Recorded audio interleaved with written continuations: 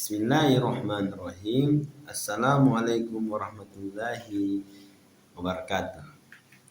Alhamdulillah, puji syukur kita kepada Allah Subhanahu wa taala karena atas rahmat dan karunia-Nya kita masih diberikan nikmat kesehatan, nikmat kesempatan dan nikmat iman untuk senantiasa menuntut ilmu.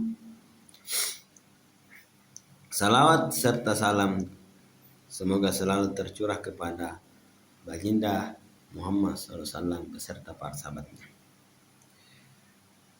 Pada kesempatan ini, perkenalkan, nama saya Muhammad Saldi, mahasiswa Sekolah Tinggi Agama Al-Rushan di Tasikmalaya. Izinkan kepada saya mempresentasikan materi dengan tema implementasi pilar filsafat dalam kehidupan dan keilmuan yang meliputi 3 pilar utama filsafat ilmu, yaitu ortologi, epistemologi, dan aksiologi yang ditugaskan oleh Bapak dosen Fahrizal SIP MIP.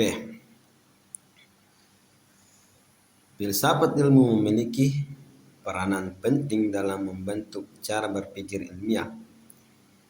Ilmu pengetahuan tidak hanya dituntut untuk benar secara logika, tetapi juga harus jelas objeknya, tepat cara memperolehnya, serta bermanfaat dalam penerapan. Oleh karena itu, filsafat ilmu menghadirkan 3 pilar utama sebagai landasan, yaitu ortologi, ontologi yang membahas apa yang dikaji, epistemologi yang membahas bagaimana ilmu diperoleh, aksiologi yang membahas untuk apa ilmu digunakan.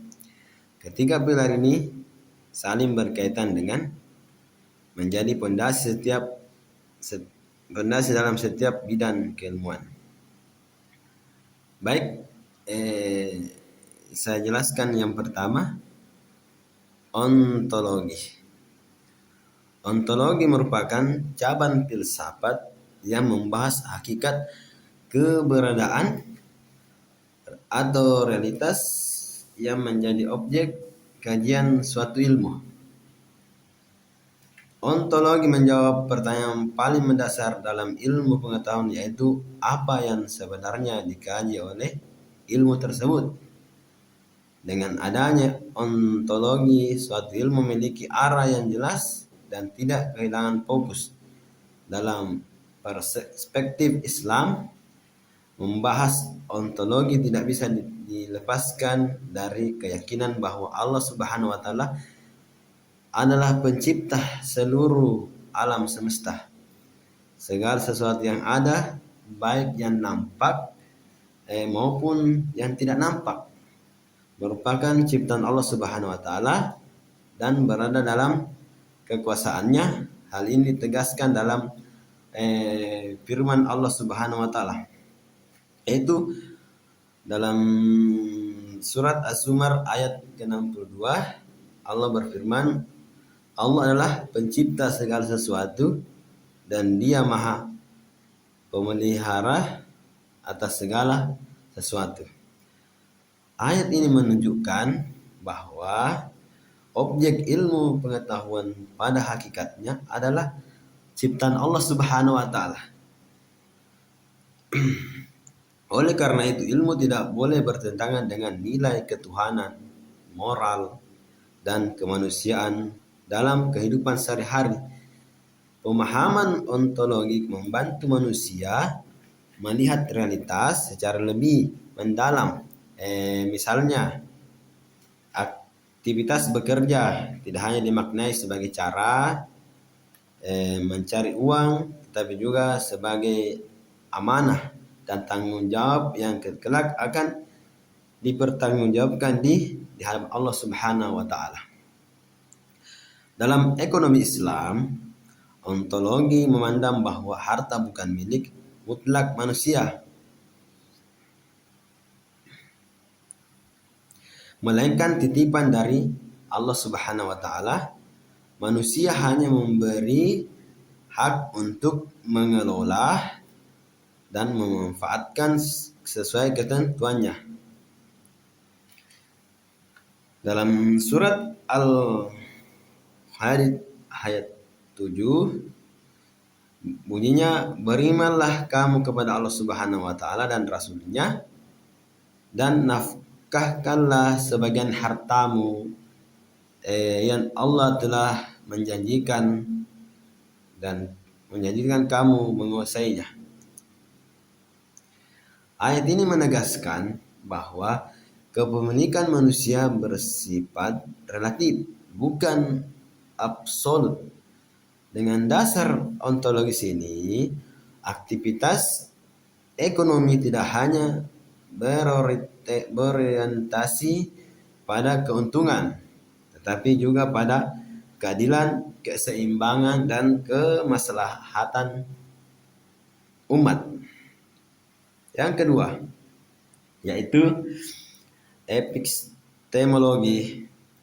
Ya, pilar kedua ini dalam filsafat ilmu adalah epistemologi, yaitu cabang filsafat yang membahas bagaimana pengetahuan diperoleh dari mana sumbernya dan bagaimana kebenarannya diuji. Epistemologi menjawab pertanyaan penting dalam dunia keilmuan. Bagaimana kita mengetahui suatu ilmu benar dan dapat dipercaya itu. Dalam pandangan Islam, epistemologi tidak hanya bersumber dari akal semata, tetapi juga dari wahyu, Al-Quran dan hadis, serta ijma sahabat dan qiyas, serta pengalaman empiris. Artinya, Islam mengajarkan keseimbangan antara akal dan iman, antara rasionalitas dan spiritualitas. Ilmu bukan hanya hasil pemikiran manusia, melainkan juga karunia dari Allah Subhanahu wa taala yang harus dijaga dan dimanfaatkan untuk kebaikan. Allah Subhanahu wa taala berfirman, dan janganlah mengeluarkan kamu, dan Allah mengeluarkan kamu dari perut ibumu dalam keadaan tidak mengetahui sesuatu pun, lalu Dia memberi kamu pendengaran, penglihatan, dan hati agar kamu bersyukur.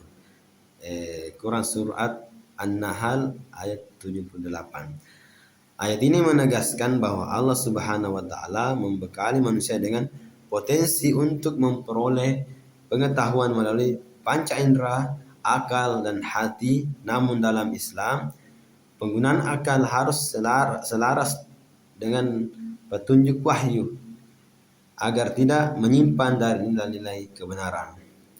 Rasulullah SAW juga menegaskan pentingnya pencarian ilmu dengan niat yang benar, karena barang siapa yang menempuh jalan untuk mencari ilmu, maka Allah akan mewujudkan baginya jalan menuju surga. Hadis riwayat Muslim.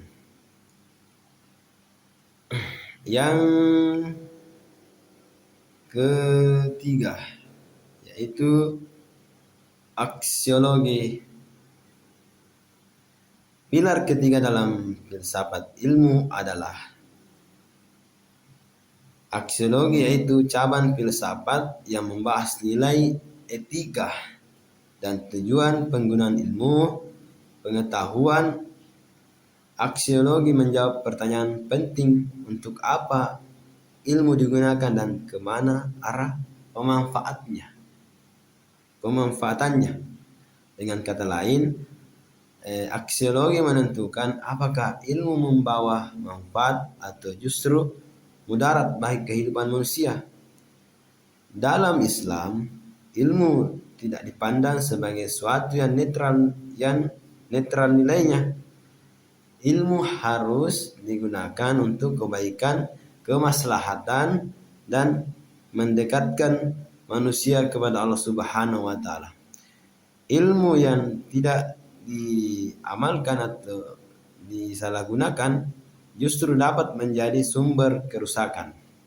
Allah Subhanahu wa taala berfirman, "Dan carilah pada apa yang telah dianugerahkan Allah Subhanahu wa taala kepadamu kebahagiaan dunia dan akhirat, dan janganlah kamu melupakan bagianmu di dunia." Surat Al-Qasas ayat 77. Ayat ini menegaskan bahwa ilmu, harta, dan kemampuan yang dimiliki manusia harus dimanfaatkan secara seimbang, yaitu untuk kepentingan dunia dan akhirat. Rasulullah SAW juga memperingati pentingnya pemanfaatan ilmu. Tidak akan bergeser kedua kaki seseorang hamba pada hari kiamat sampai ia ditanya tentang ilmunya untuk apa ia amalkan. Hadis riwayat Tirmizi. Hadis ini menunjukkan bahwa ilmu tidak cukup hanya dipelajari, tetapi harus diamalkan dan dipertanggungjawabkan. Aksiologi dalam ekonomi Islam, aksiologi berorientasi pada keadilan sosial, kesejahteraan umat, dan keberkahan harta. Tujuan utama aktivitas ekonomi bukan hanya keuntungan materi, tetapi juga kemaslahatan bersama. Hal ini terlihat dari berbagai instrumen ekonomi Islam seperti zakat sebagai alat pemerataan ekonomi dan pengentasan kemiskinan, infak dan sedekah sebagai bentuk kepedulian sosial, wakaf untuk kepentingan jangka panjang umat. Allah Subhanahu wa taala berfirman, "Ambillah zakat dari sebagian harta mereka. Dengan zakat itu kamu membersihkan dan menyucikan mereka." Tasbih Quran At-Taubah ayat 103. Selain itu, Islam melarang praktik ekonomi yang merugikan dan menzalimi pihak lain seperti riba dan penipuan. Itu. Dalam firman Allah menghalalkan jual beli dan mengharamkan riba. Tasbih Quran Al-Baqarah ayat 275. Larangan ini menunjukkan bahwa nilai utama dalam ekonomi Islam adalah keadilan, kejujuran, dan bertanggung jawab moral. Dengan demikian, aksiologi dalam ekonomi Islam memastikan bahwa ilmu dan sistem ekonomi yang diterapkan benar-benar memberikan manfaat nyata bagi masyarakat luas. Jadi kesimpulannya berdasarkan pembahasan mengenai ortologi, epistemologi, dan aksiologi dalam dapat disimpulkan bahwa ketiga pilar filsafat tersebut merupakan suatu kesatuan yang tidak dapat dipisahkan dalam pengembangan ilmu pengetahuan. Ortologi memberikan pemahaman tentang hakikat, realitas, dan objek kajian ilmu, sehingga ilmu memiliki arah dan batasan yang jelas. Dalam Islam, ortologi berpijak pada keyakinan bahwa segala sesuatu berasal dari Allah Subhanahu wa taala dan manusia hanyalah sebagai pengelola atau khalifah. Epistemologi menjelaskan cara memperoleh pengetahuan melalui wahyu, akal, dan pengalaman empiris dalam ekonomi Islam. Epistemologi memastikan bahwa ilmu ekonomi dikembangkan secara rasional dan ilmiah, namun tetap berlandaskan nilai syariah dan petunjuk Al-Quran serta hadis. Sementara itu, aksiologi menekankan tujuan dan manfaat ilmu. ilmu harus digunakan untuk kebaikan, keadilan, dan kemaslahatan umat, bukan untuk kezaliman atau eksploitasi. Dalam ekonomi Islam, hal ini terwujud melalui sistem zakat, wakaf, dan larangan riba.